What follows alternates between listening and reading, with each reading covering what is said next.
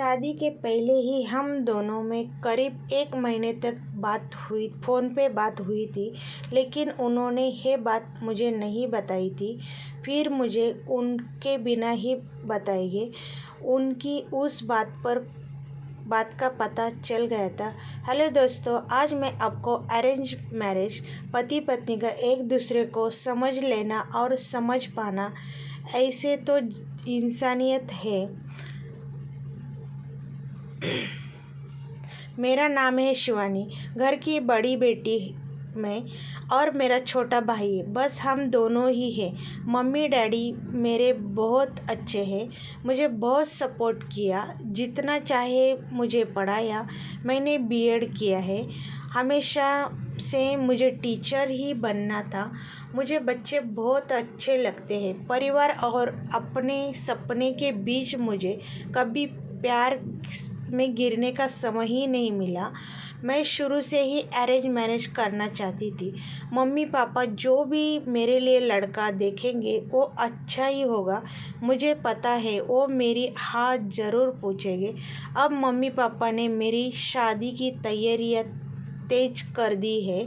एक लड़का इस रविवार को मुझे देखने आने वाला है। लड़के की तस्वीर उसने पहले ही आ गई थी। पापा पहले ही लड़के को खोज खबर अच्छे से निकलवाया लेते हैं, फिर ही मुझे किसी की तस्वीर दिखाते हैं। अब आज रविवार भी आ गया था। मुझे लगा शायद वो भी रिजेक्ट होगा, इसीलिए अभी तक मुझे लड़का दिखाया नहीं गया था। मैं सोकर उठी थी तो मम्मी ने मेरे कमरे में आई और बोली, बेटा लड़के वाले आने वाले हैं, तू तैयार हो जा। बहुत ही शॉर्ट नोटिस में मुझे तैयार होने में बोला गया और मैं तैयार होके आ गई। किचन में से नाश्ता और चाय प्लेट जमा रही हूँ। बाहर से मुझे बात करने की आवाज़ें सुनाई दे रही थी।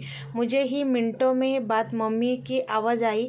मैं बाहर ट्रे लेकर आई। ट्रे रख कर मैंने सबसे पहले अपने उससे मम्मी पापा को नमस्ते किया, फिर उसकी तरफ देखा तो सच बोलो तो लड़का बहुत स्मार्ट था। सिंपल शर्ट और जीन्स में आया था। चेहरे पर एक मासूमियत थी। मैंने तो मन हाँ कर दिया था। फिर मेरी हाँ से क्या होता है, उसे भी तो पसंद आना चाहिए। फिर घर वालों ने बोला कि बेटा अकेले में जाके कुछ बात कर लो। उसने मना किया, पर फिर भी घर वाले ने हमसे अकेले कमरे में भेज दिया। चुप रहा। और मुझे लगा मैं उसे पसंद नहीं हूँ, इसीलिए बात नहीं कर रहा है। फिर मैंने ही चुप्पी तोड़ दी। पूछा, आप क्या करते हैं? बोला कि मेरा नाम तो आपको पता ही नहीं होगा। फिर तो मैं बता देता हूँ, मेरा नाम मयूर है, बिजनेस है प्रॉपर्टी का। अपने बारे में फिर बताने लगा। कुछ देर हमारी बात हुई, फिर बाहर से मम्मी की आवाज़ आई। बड़ों के बात हुई और रिश्ता तय हो गया है। उसने घर वाले जल्दी ही शादी करना चाहते थे। पिताजी ने अपनी खोज कर ली थी, इसलिए शादी का 1 महीने बाद ही तय हो गई थी। इस दौरान मैंने मयूर का नंबर लेके उससे बात करना चाहिए। मुझे लगा कि वो थोड़ा शर्मिला है, इसलिए मैंने ही पहले से ही करीब 1 महीने हम बहुत बातें हुई और प्यार वाली फीलिंग क्या होती है मुझे पता चल गया। फिर हमारी शादी का एक दिन आ गया और मैं अंदर बहुत खुश थी। मम्मी पापा को छोड़ जाने का गम तो था, लेकिन मुझे लगा कि मुझे सही जीवन साथी मिल गया है। सुहागरात आ गई। मैं थोड़ी घबराई हुई बैठी थी बेड पर। वो आए और मेरी तरफ देखा। मैंने भी हल्की सी स्माइल पास की।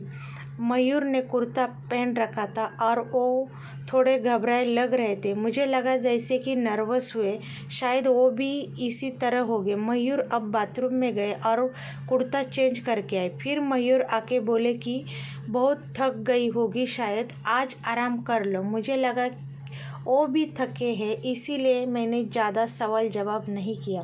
अगली सुबह वो बाथरूम में फ्रेश होकर नहाकर और कपड़े भी अंदर ही चेंज करके आए। मुझे लगा थोड़ा अजीब लगा।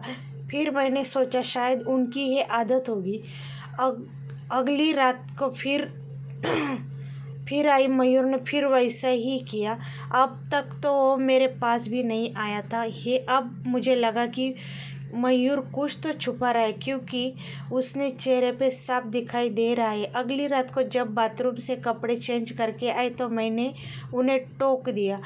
आप क्या छुपा रहे हैं, कुछ बता दे तो मुझे समझ में आ जाएगा। और बोले, बात तो ये है, जल्दी ही तुम्हें पता चल जाएगा, पर तुम्हें शायद बुरा लगेगा। मैंने बोला, आप नहीं बताओगे तो ज़्यादा बुरा लगेगा।